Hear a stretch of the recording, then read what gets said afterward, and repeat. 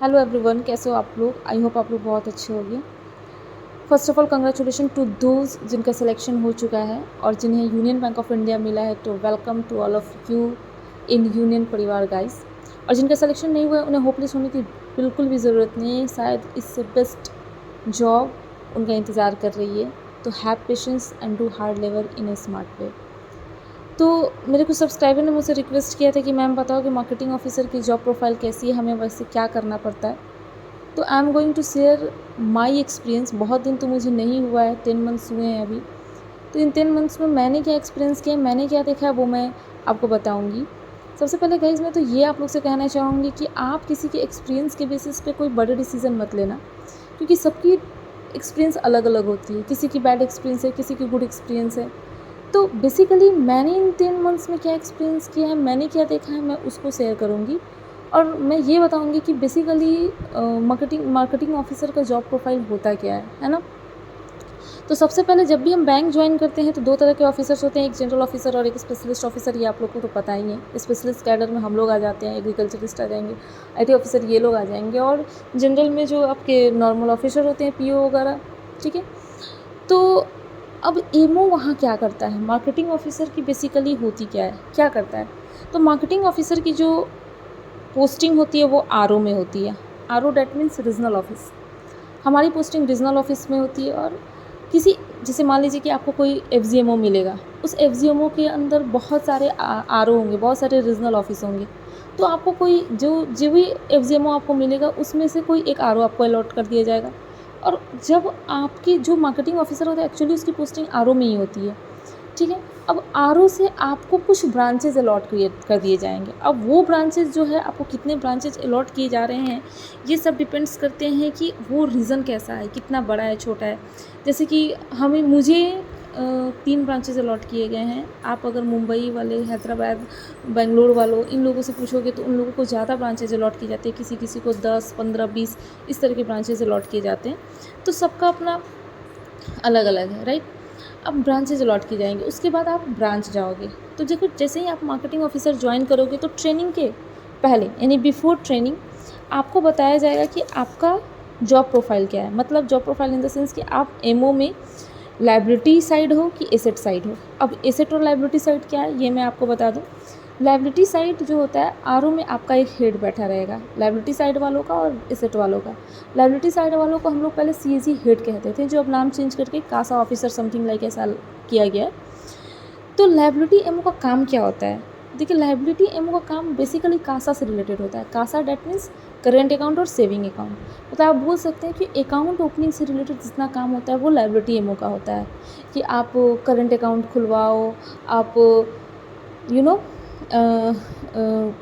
NPS account खुलवाओ, आप PPF खुलवाओ, Sukanya Samriddhi खुलवाओ, salary account खुलवाओ, यूएसएसए 1, 2, 3। मतलब 1, 2, 3 का मतलब कि सैलरी अकाउंट की वो सब सारी कैटेगरी हो गई। तो जितने तरह के सैलरी अकाउंट खोलने होते हैं वो सारे इन्हें कराना होता है। क्रेडिट कार्ड इनको कराना होता है, म्यूचुअल फंड वगैरह इनके ज़िम्मे होता है। तो ये सारी चीज़ें जो होते हैं वो लाइबिलिटी एमओ के ज़िम्मे होता है। ठीक है। अब आप पूछोगे कि इतने सारे काम लाइबिलिटी एमओ करते क्या हैं, तो मैंने आप कैसे करते हैं, तो मैंने आपको पहले ही बताया था कि ब्रांचेज आपको अलॉट कर दिए जाते हैं। अब आप उस ब्रांचेज में जाते हो बात सही है कि आपकी रिक्रूटमेंट न्यू हुई है तो आपको सब कुछ नहीं पता है, तो वहाँ के स्टाफ आपकी हेल्प करते हैं। ठीक है। तो आधा से ज़्यादा टारगेट तो आपके ब्रांचेस से मिलते हैं, क्योंकि अगर किसी को करंट अकाउंट खुलाना है तो वो ब्रांच आएगा ही आएगा। किसी को एनपीएस खुलवाना है, सुकन्या समृद्धि खुलवाना है, पीपीएफ खुलवाना है, तो वो ब्रांच आएगा ही आएगा खुलाना। तो अगर आपकी ब्रांच हेड अच्छे हैं, आपका डीबीएम अच्छा है, तो क्या होता है कि वो आधा से ज़्यादा टारगेट वही लोग फुलफ़िल करा देते हैं। मैं पहले बार बार ये रिपीट कर रही हूँ कि अगर आपको ब्रांच अच्छे मिले हैं तो ज़रूरी नहीं है कि आपका डीबीएम, आपका ब्रांच हेड आपको हेल्प करे अकाउंट ओपन में। बेसिकली होता क्या है कि आप कुछ उनका काम करो, कुछ वो आपका काम करेंगे, है ना। तो ये काम आपके लाइबिलिटी एमओ का होता है ना। तो अगर मान लो कि जैसे कि आपको करंट अकाउंट खुलवाना है, आपको टारगेट दे दिया गया मंथली कि आपको 10 करंट अकाउंट खुलवाना है। तो मान लो 1-2 आपको ब्रांचेस से मिल गए, और सारे आपको अगर नहीं मिले तो आपको मार्केट में जाना होता है, क्योंकि मार्केटिंग ऑफिसर है तो आपको मार्केट में तो जाना ही होगा, राइट।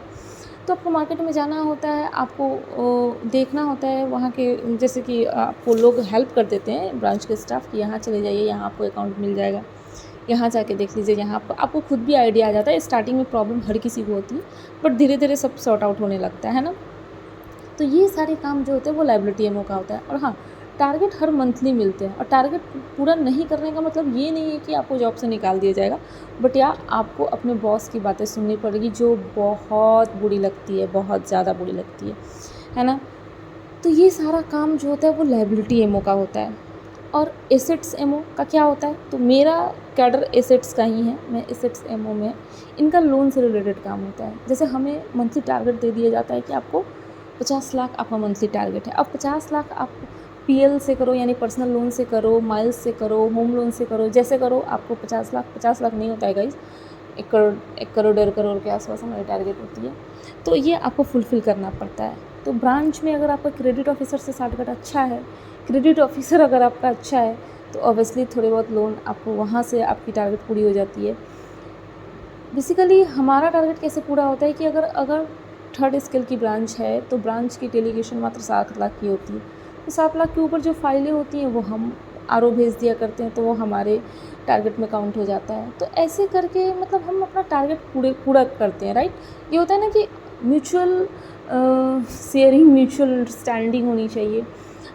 थोड़ा आपने ब्रांच हेड को हेल्प कर दी, या फिर आपने थोड़ी डीबीएम को हेल्प कर दी, तो फिर वो थोड़ा आपको हेल्प कर दिया। तो इस तरह करके टारगेट, ऐसा नहीं है कि डीबीएम को टारगेट नहीं मिलता है, ब्रांच हेड को टारगेट नहीं मिलता है, टारगेट उन्हें भी मिलता है, ऐसा नहीं है कि उन लोगों को नहीं मिलता है। तो सबकी अपने अपने टारगेट होती है, तो मिलजुल के ऐसे हम लोग टारगेट पूरा करते हैं। तो बोलते हैं ना कि अब जैसे कि हमने बताया कि लायबिलिटी वाले को कासा हेड होते हैं, उसी तरह एसेट वाले को आरएलपी हेड होते हैं, जिसे हम लोग रिटेल लोन पॉइंट्स बोलते हैं, ठीक है। और हम लोग आरओ में बैठे जो आरएलपी हेड होते हैं उन्हें हम लोग रिपोर्ट करते हैं, वो हमारा सब कुछ देखते हैं, राइट। तो ये सारी हो गई आपकी मार्केटिंग ऑफिसर की जॉब प्रोफाइल। देखिए, मार्केटिंग अगर लगा है तो आपको थोड़ा बहुत, आपको तो मार्केट में जाना ही है। वो बोलते हैं ना कि मार्केटिंग ऑफिसर जैसा बेस्ट जॉब कोई नहीं है, और इससे बेकार जॉब भी कोई नहीं है, बशर्ते कि आपको आपका बॉस सही मिले, आपको आपकी ब्रांचेस सही मिले, आपको आपका रीजन सही मिले, रीजनल ऑफिस सही मिले, रीजनल हेड सही मिले। और ज़रूरी नहीं है कि आपको ये सारी चीज़ें हर जगह सही मिले, बट वही होता है कि स्टार्टिंग में प्रॉब्लम हर किसी को फेस करना पड़ता है, हमें भी प्रॉब्लम फेस करना पड़ा, बट धीरे धीरे आपको इन सारी चीज़ों की आदतें हो जाती है, ये सारी चीज़ें झेलना एक नॉर्मल चीज़ होता है। और हाँ, एक और चीज़ है कि आप एमओ हो, डेट डजेंट मीन आप हमेशा एमओ ही होगे। आपकी रिक्रूटमेंट अभी स्केल 1 पे हुई है, राइट। कुछ दिन के बाद आप स्केल 2 बनोगे, और स्केल 3 पे जाके आप ब्रांच हेड बन जाते हो। मतलब ब्रांच हेड डेट मीन्स, मतलब कहने का मतलब कि आप जनरल ऑफिसर आप भी बन जाते हो। तो ये जो स्पेशलिस्ट ऑफिसर का टैग होता है वो वहाँ जाके ख़त्म हो जाता है, और शायद स्केल 3 पहुँचने में हमें 3-4 साल तो लगते ही हैं, 4-5 साल लग जाते हैं। तो ये जो भी था मेरा एक्सपीरियंस था अबाउट एमओ। आप जिनसे भी पूछोगे सबकी अपनी अपनी एक्सपीरियंस होगी, सबका अपना अपना वो होगा। तो प्रेशर कितना है काम का, ये सारा आपके रीज़न पे डिपेंड करता है कि आपका रीज़न कैसा है, उस हिसाब से प्रेशर होगा। आपके रीजनल हेड कैसे हैं, उस हिसाब से आपका प्रेशर होगा, है ना। तो it's all depend on your head. बोलते हैं ना कि अगर बॉस अच्छा है तो फिर काम करने का मज़ा ही अलग होता है।